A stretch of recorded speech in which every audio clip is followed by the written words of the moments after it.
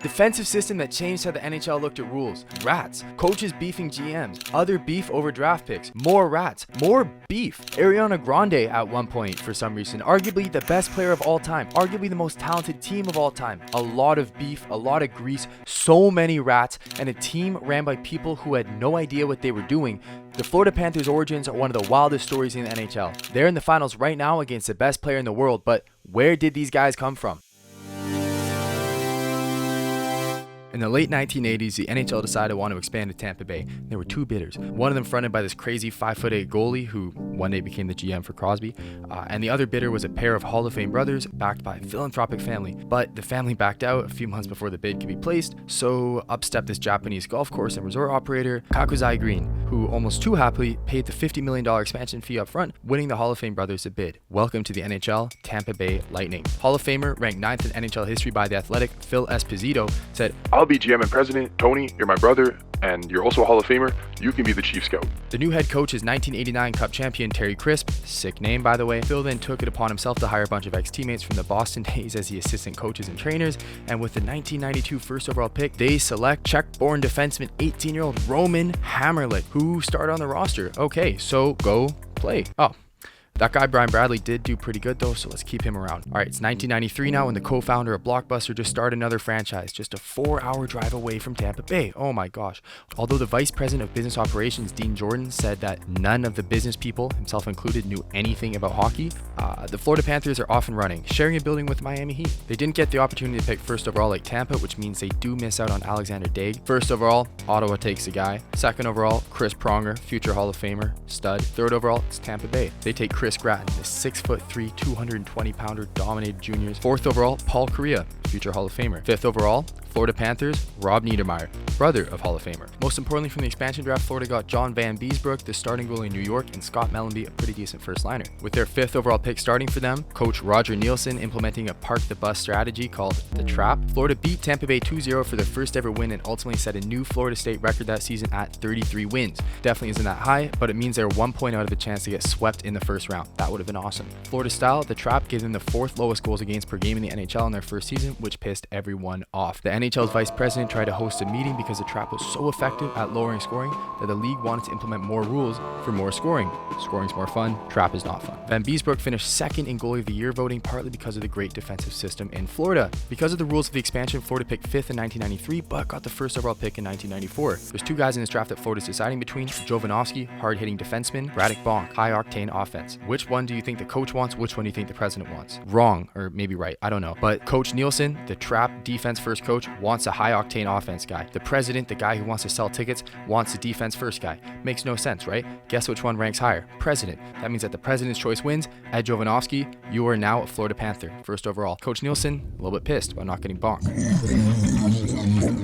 While the Panthers are arguing, the Lightning are just kind of hanging out. Gratton and Hamrlik, they're two guys. Pretty good, nothing special. Clearly missed out on some guys like Alexei Yashin. And by the way, Ottawa managed to get Daig, Yashin, and Radek Bonk. Their offense can be crazy. They also got this guy in the 6th round, Daniel Alfredson. Looks pretty cool. Tampa did fine at the 94 draft. Florida fired their GM, and now there's a lockout. Money. We want money, taxes.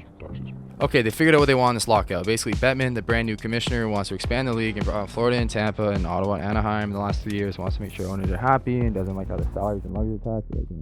The lockout is over. There's never going to be another one again. Hockey is starting up, and both Florida and Tampa Bay look pretty average by their standards. However, everyone is still pissed about Florida using the Trap. Captain of the New York Rangers, they just won a cup. He got pissed. He said it just doesn't seem that entertaining, which...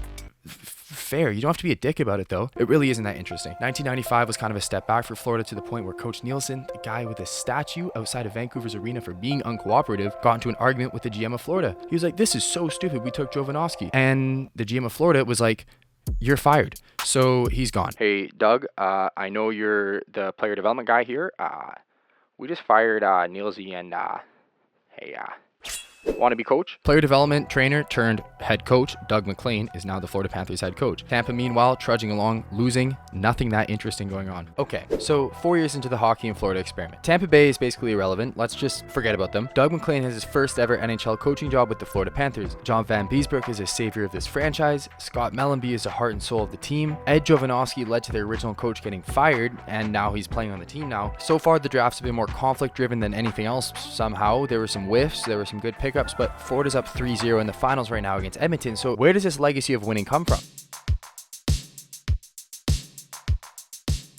Something's different this year. On the home opener, Mellenby and Van Beesbrook were sitting in the Panthers locker room when a rat scurried by, and then BAM! Oh man, Scott Mellenby just absolutely hammered that rat into the side of the wall and killed it. Low-key a sicko move. What the hell? Mellenby already had 2 goals that night after beating Calgary 4-3. Van Beesbrook, Florida's nails goaltender, said, "Hey, that's a rat trick. 2 goals and 1 rat."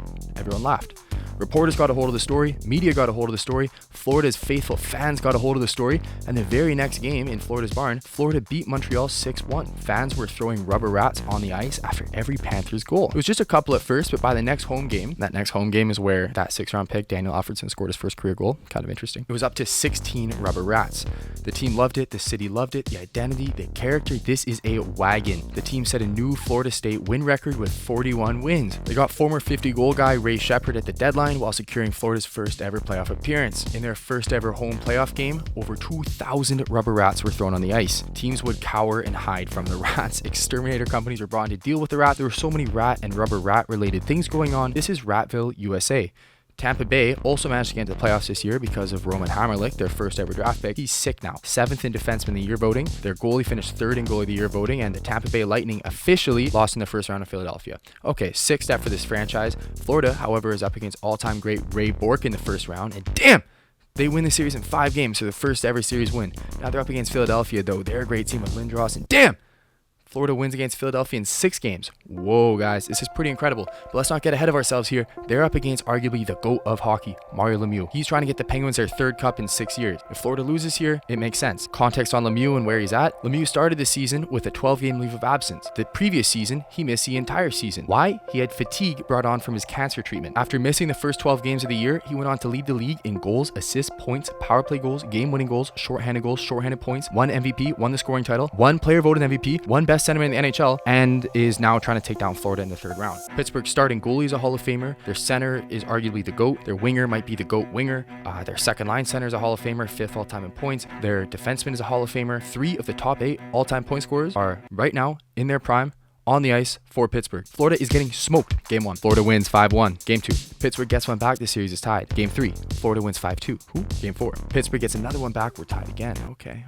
Game 5, Pittsburgh's Hall of Fame goalie Tom Barrasso shuts out Florida. Game 6, Florida wins 4-3. Rob Niedermeyer, their first ever draft pick, gets the game-winning goal. Game 7, it all comes down to this. Florida gets 1 early. Pittsburgh responds on the power play. 3rd period. Bam! Tom Fitzgerald, 17-year NHL career. 7 career playoff goals. 1 of them just put Florida up 2-1. Pittsburgh pressing. Lemieux and Yager are peppering Van Beesbrook, but Florida goes the other way and makes it 3-1. The score, 3-1 Florida. That would become the final score. Pittsburgh had 40 shots and only 1 goal. That means that Florida just beat Mario Lemieux and the all-time 90s Penguins. Their reward, the all-time 90s Avalanche, who smoked Florida in 4 games and brought the cup back home to Colorado.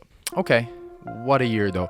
From smoking that rat to making the cup final, amazing. The Panthers set a record for most wins by an expansion draft in their first postseason appearance with 12 victories. Florida finally has a taste of winning, and that's kind of it. That was 1996, and by the year 2000, the core was basically gone. They were never able to replicate that rat magic again. Right now, this current core in 2024 is the closest Florida has been to a cup ever. Despite entering the league at the same time as Tampa Bay and being clearly better to start their franchises, this was a highlight for the franchise since day 1. Tampa Bay has gone on to win 3 Stanley Cups in the last 20 years. As of June 14th, 2024, Florida is up against the best player alive right now, Connor McDavid, and they're up 3-0. If they win the cup this year, the faces of the franchise will probably be Barkov, Tkachuk, Ekblad, for sure Bobrovsky, Verhaeghe, Bennett, Forsling, the guys, and fair enough, can't really blame them, they're sick. But don't forget this 1996 team. What they did for Florida hockey, make it be accepted by the fans. Scott Mellenby getting that first franchise goal, greasy as hell. Rob Niedermeyer being the first ever draft pick, scored a game winner, and John Van Beesbrook being the first ever star goalie in a franchise that's never really seemed to run out of them. In another universe, they win the cup in 1996. They didn't. They got swept. Like, they didn't win it, but they still did something pretty damn remarkable on that run, and that's something we should never really forget as NHL fans, and especially Florida fans. By the way,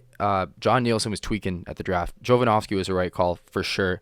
They also traded Jovokop, sick nickname, for the future MVP finalist, Pavel Bure. And the other guy, Radek Bonk, never even hit 200 career goals. I don't know why Nielsen was tweaking that hard. He got fired, and that was the right call.